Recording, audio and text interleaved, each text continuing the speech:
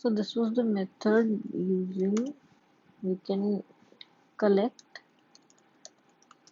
keys in a given dictionary, and by this method we can collect the values in a given dictionary. But there is one more method, dictionary1 dot items, which will give us all the pairs in the that exist in the dictionary. Not in the form of dictionary, but in form of a list.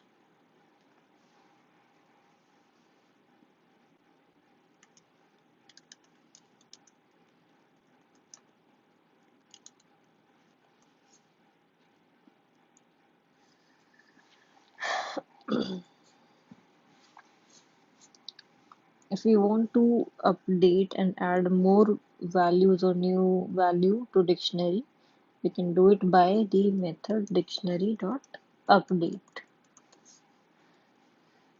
in which we can define a new set of key and value.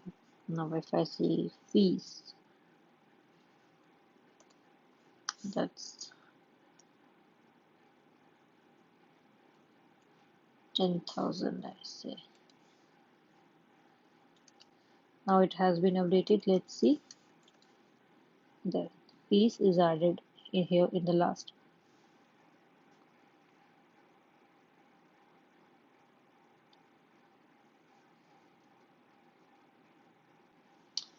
And we can change value as well.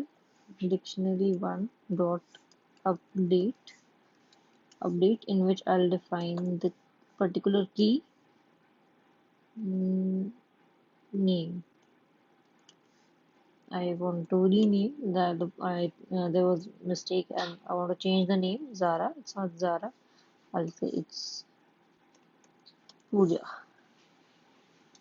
So it has been updated. Now what is the updated dictionary? Let's see. Pooja. So the Zara has been changed to Pooja. So update, using update method we can add a new key pair, key value pair as well, and we can update a key pair value, per value in a particular key as well. Let's see, can we update a key as well? Update. And I see title Pooja.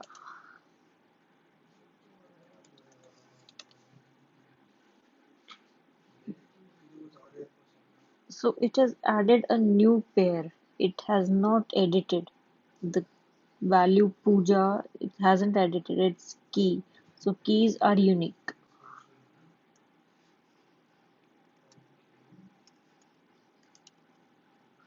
No change in the key name with Pooja. Instead, new pair added. Okay.